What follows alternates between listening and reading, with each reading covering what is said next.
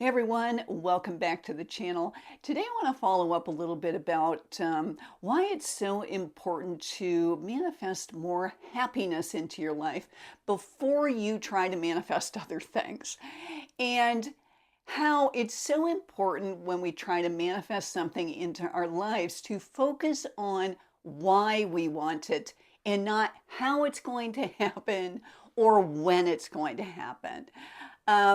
Like if you're suffering from anxiety and depression, like I was before I started studying the law of attraction, then first you want to work your way up that emotional scale until that you are a point where you're at the top of the emotional scale in feeling more joy and happiness and optimism and excitement in your life. And then you will be able to work on manifesting more fun things into your life. If you want to know how I went from being full of anxiety and depressed and having anger issues to having the happy and fulfilling life that I have today, then I do have an ebook out, The Bliss Tribe, and it walks you through 4 weeks, step by step, of the process that I took to completely change my life. And if it doesn't work and it doesn't change your life, then I will give you your $12.99 back. If you want to start with my free guidebook, Creating a More Joyful Life, then that is also available in the description below. And it will also put you on my email list. So once you've come to a point of manifesting a happier life and you just feel more content and joyful and feel that you are leading a more fulfilling life, then you can start working on manifesting, some other things into your life. And when you start doing this process and you put a desire, like you put a clear desire out to the universe, it's important to understand that once you put that desire out there, it is created for you. And as woo woo as that sounds, I have done this enough times to tell you that it is true and that your only job is to then put yourself on the same emotional level as what you want to manifest into your life. And once you do this a couple times and it works, you will be truly amazed because it will make you realize that everything is connected. And when you put a desire out and then you feel good about it and you put out good energy and you put yourself on the same vibrational level as what you want to create in your life, what you want to allow to come into your life, then you will realize that everything starts to fall into place. And like I said, you just begin to see that everything's connected. Like people will show up. Events will happen. You'll come across something on the internet that helps you. It's just truly almost comforting to know that there is more out there because it really does work. And the crazy thing is that quite often you'll think, like you'll put something out there, a desire out there, and you'll think, okay, I've got to do this, this, and this in order to, get this thing to happen. And you think you've got to do all the planning and everything. And what you'll find out is that quite often when you manifest something into your life, it does not come in the way that you thought it would. And you'll be surprised and be like, I can't believe how this came to me. I mean, it's happened to me enough times that I have come to realize that I just never know what to expect. Like it can happen in any way, and it will probably surprise you every time. But it has helped me to see that I don't have to really work hard and create something. And I know that's hard to believe, but I found that almost more letting go makes it appear faster, which is so awesome. I've read the book Think and Grow Rich probably 3 times, and Napoleon Hill's book. And although I think there's a lot of really valuable information in it, there's a couple things about it that I find don't work for me. Because in Think and Grow Rich, which is the book that Bob Proctor based all of his teachings on, and I do love Bob Proctor, but in Think and Grow Rich, Napoleon Hill promotes this approach where you like have a definite goal and that you write down that goal and you keep it with you all the time and you think about it constantly and you work constantly to attain that goal, and you create a team to attain that goal, and you set a timeline to manifest this goal. And on several levels, I just think that that does not work. And if you read, the book that I like the best, Ask and It Is Given, they do not promote any of that stuff. And I find that when I want to manifest something, it's best for me to maybe write it down, maybe visualize it very vividly, and then kind of let it go. Because I find it if I focus on it too much, and I talked about this in my last video, like say you want a new house and you constantly visualize yourself in this new house. Well, eventually you're going to start to feel like homesick for that house. And when you're wanting to manifest something into your life, you want to only put out good feelings, like the feeling that you will have when it is actually in your existence and it is actually in your reality. And I find that if you're focusing on it constantly, you start to feel a lack of it. And I definitely would not suggest putting a timeline on anything because I've done this before. I've made this mistake in manifesting. And as soon as you put a timeline on something, your feelings about it start to become kind of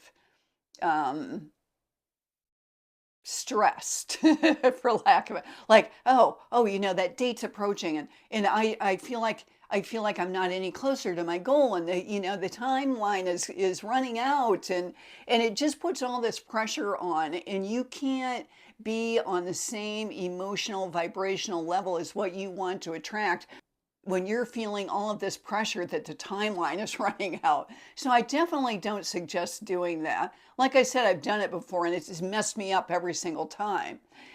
So that's why, although, like I said, I think the book Think and Grow Rich has a lot of good points, I think that the fact that he highly suggests, setting a time frame and that he suggests constantly focusing on it and getting other people involved by creating, this what's he call it, a mastermind group, that I just wouldn't suggest doing any of those things. Although I really love Bob Proctor and most of what he teaches, what I love the most about him is his teaching about changing your paradigm, because changing your paradigm, changing the way that you look at yourself and the world around you is the number one most important thing to manifesting. So getting back to focusing on the why. So, like I said, you don't want to focus on when, and you don't really want to focus on how, because I have found that the universe figures that out for you. You can put all of the effort you want into it, but that tends to create frustration. And I have found it best to just kind of take inspired action. When you feel inspired, maybe you've been meditating for a while and you come out of meditation and you think, oh, maybe I should do this. When you're feeling really connected and something inspires you, then I would suggest taking that action. But trying to force something and saying, I'm just going to work my butt off until I make this happen, usually doesn't work. And the thing that you need to focus on the most is why.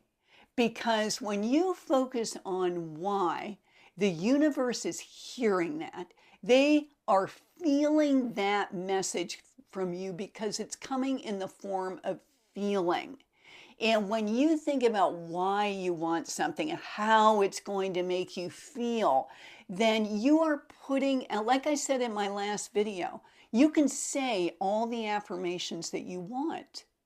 But as long as you don't feel those affirmations, the universe only responds to your feelings. So remember that you're always communicating to the universe with your feelings. So when you are focusing on the why, like say you want to manifest, you've worked through, you've got my book, you've worked your way up the emotional scale, and you're feeling good, you're no longer anxious or depressed, and you're ready to try manifesting something into your life. I would not suggest starting with $1 million, but start small. And I would suggest writing it down and then making a list of why you want this in your life. So say you want a bigger house. So you write down, I would love to have a bigger house. So why do you want a bigger house? Don't start with negative things by focusing on the house that you have now that's not big enough, that maybe you don't think is nice enough, that you're miserable about. Focus on why do you want a bigger house? How is that bigger house going to make you feel? You could write things like, oh, when I have a bigger house, I can host more family get-togethers. When I have a bigger house, maybe my son and his family, my daughter and her family can come and stay with me. When I have a bigger house, I'll have more room to collect antiques. Maybe you like to do that. Maybe you love to decorate. And focus on things like that and how it will make you feel. Don't focus on the lack of having the bigger house. The same thing like if you would like to manifest a new relationship in your life. Don't focus on things, write down, I would love to have a wonderful mate in my life. And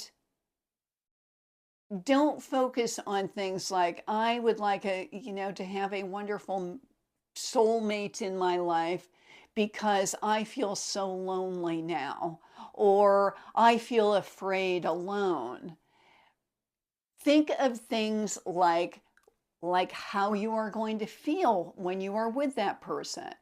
Maybe I would like to have, would like to attract my soulmate into my life because I like to travel and it would be so much fun to have somebody to travel with.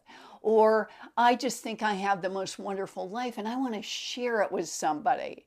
Or I have a lot of love to give and I would love to have someone in my life to share it with. But you can't come from a place of lack or a place of like negativity about your current situation and attract what you want into your life. Like I said, it's important to focus on the feeling that you will have when this appears in your life. Focus on that feeling. And, maybe after you watch this video, just take a minute to write down something that you would like to come into your life. And then focus on the feeling that you would have when that is in your life. And that is what you want to put out.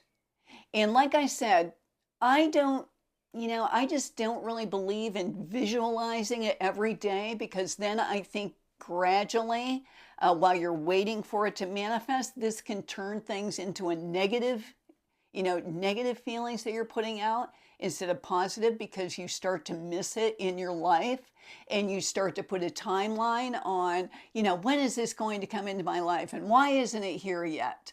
So I always think it's just best to either visualize or write it down and then just let it go and try to keep yourself in emotional alignment with what you want to attract.